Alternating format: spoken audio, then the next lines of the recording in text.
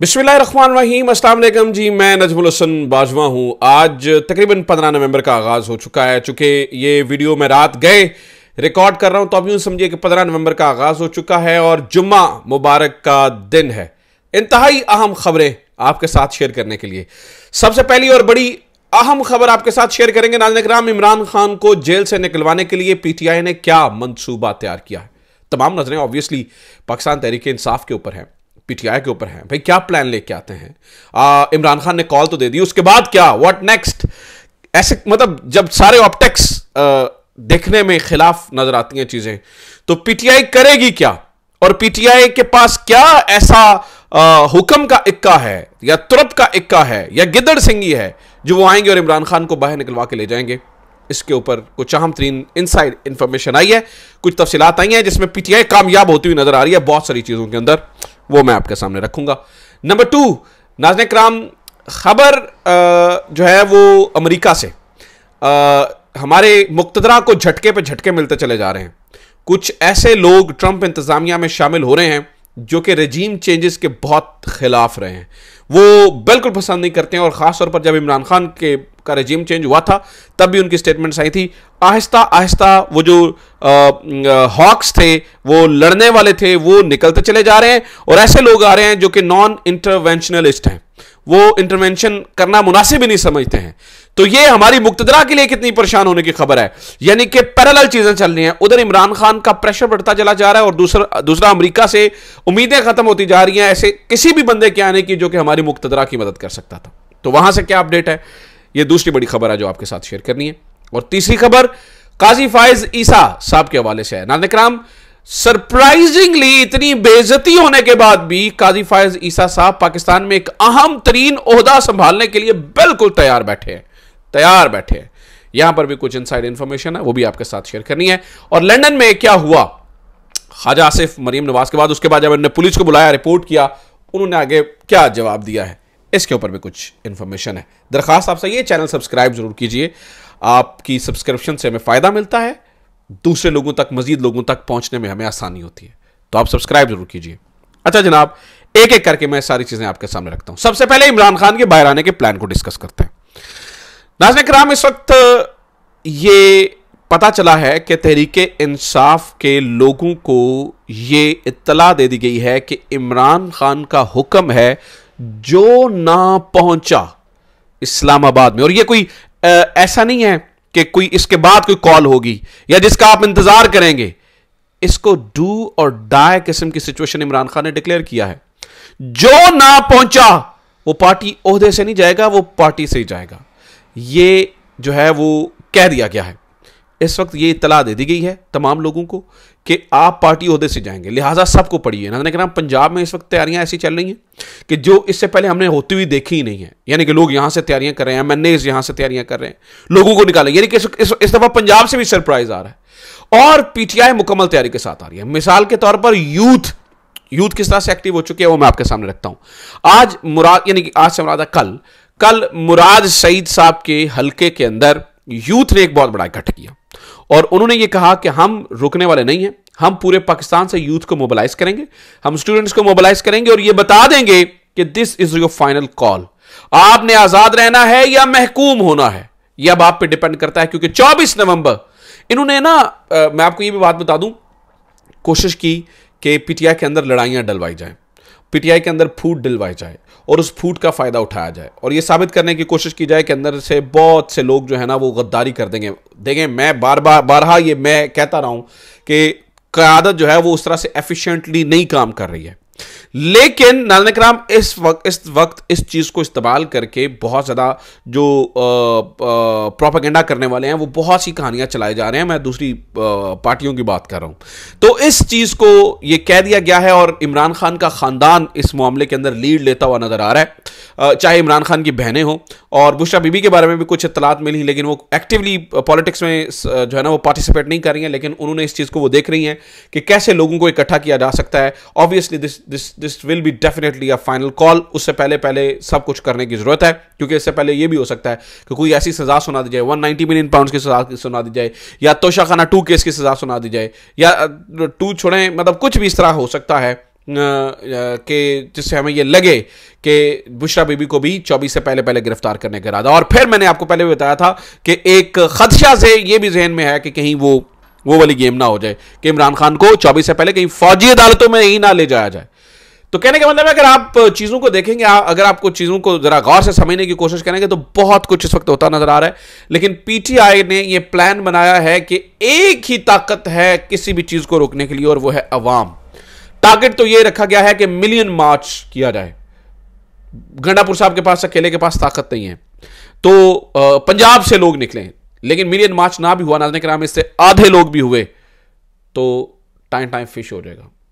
क्योंकि इस वक्त बहुत प्रेशर है अमेरिका से, बहुत प्रेशर है अमेरिका से।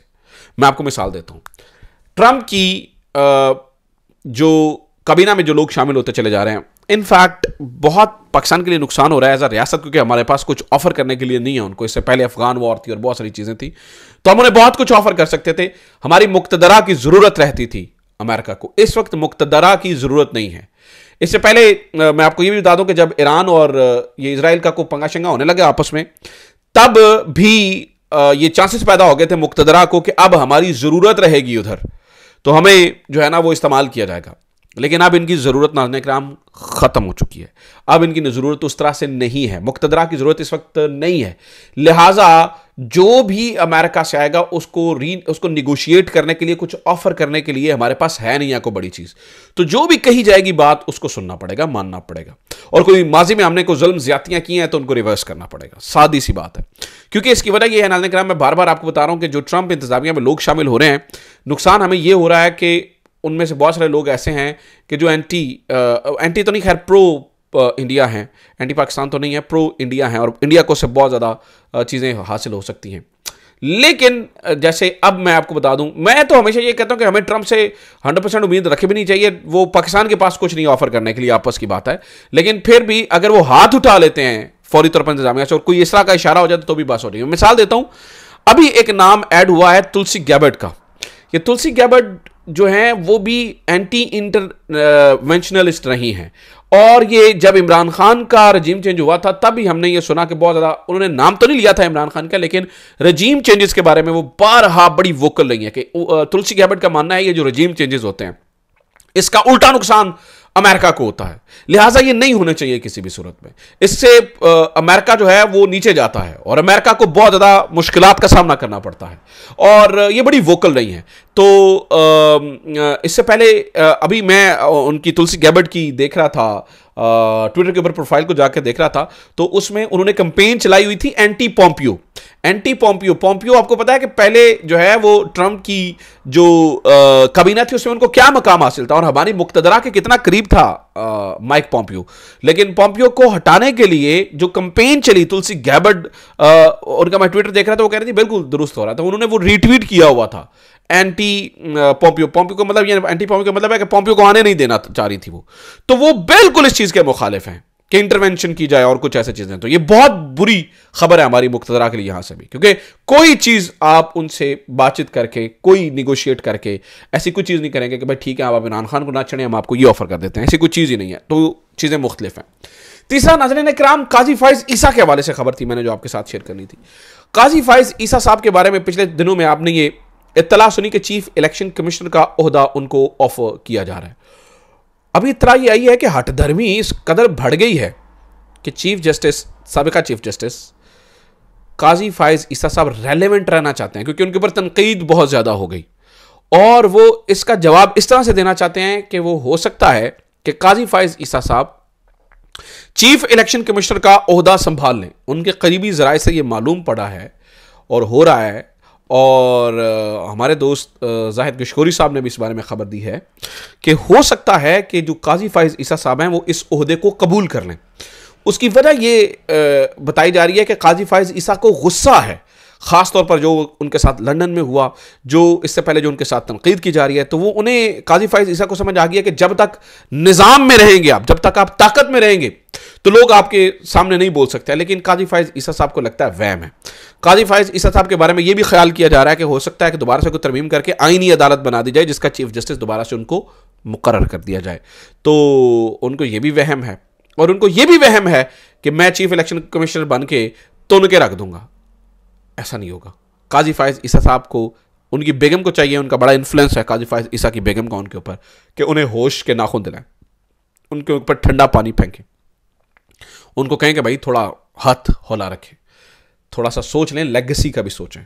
ऑलरेडी तबाह बर्बाद करके चले गए आप, क्या लेगेसी छोड़ के जाएंगे। तो ये भी खबर है। तीसरा जनाबे वाला, मैंने आपको बताया था कि यहां पर ओवरसीज पाकिस्तानियों की बड़ी तकलीफ है। इस वक्त पाकिस्तान मुस्लिम लीग नून ये कर रही है कि ओवरसीज पीटीआई के मुकाबले में ओवरसीज पीएमएलएन को एक्टिव करने की कोशिश कर रही है। और मैं आपको मजे की बात बताऊं, पीएमएलएन ओवरसीज है ही कोई नहीं, मतलब है, ऐसा नहीं है, कागजों में तो है, लेकिन बंदे ही कोई नहीं है। मैं बहुत ज्यादा ऐसे लोगों को जानता हूं जो पीएमएलएन से कन्वर्ट हो चुके हैं पीटीआई की तरफ, क्योंकि कुछ लोगों तो मैं ऐसे लोगों को जानता हूं जो नून लीग के बड़े हामी थे और बड़े, मतलब बहुत जारी बात है, उनके ओहदेदार थे, लेकिन उन्होंने अपने साथी ओवरसीज के साथ जो कुछ होता हुआ देखा, उन्होंने तौबा कर लिया। उन्होंने कहा यार ये तो पार्टी तबाह बर्बाद कर देगी पाकिस्तान को। तो ये करने, अब आपने ये देखा कि किस तरह से हजीमत का सामना करना पड़ रहा है। ख्वाजा आसिफ के साथ क्या हुआ है ट्रैम के अंदर, और यकीनी तौर पर किसी को इस तरह की बात नहीं करनी चाहिए कि भैया नू मार देगा कोई, छुरियाँ मारेगा, तो ध्यान रखा था।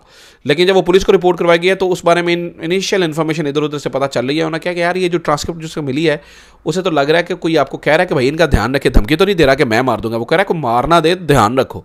बहरहाल इस तरह की कोई मुतज़ाद इतलात मिल रही हैं, अभी भी कुछ पक्का नहीं है, लेकिन कहने का मतलब यह है कि पीटीआई ओवरसीज से बहुत खौफजदा है पीएमएलएन, और उसकी कोशिश कर रही है कि पीएमएलएन ओवरसीज को एक्टिव किया जाए, जिसके अंदर वो पता फिर 4 बंदे मिलेंगे इन्हें जिनेवा में, वो भी इटली से आए हुए, जो मैंने आपको खबर दी थी, आपको याद होगा। तो बेड़े गर्क हैं और कुछ भी इनके पले नहीं है। उम्मीद करता हूँ ये वीडियो आपके लिए इन्फॉर्मेटिव रही होगी। अपना ख्याल रखिए, खुदा हाफिज़, पाकिस्तान जिंदाबाद।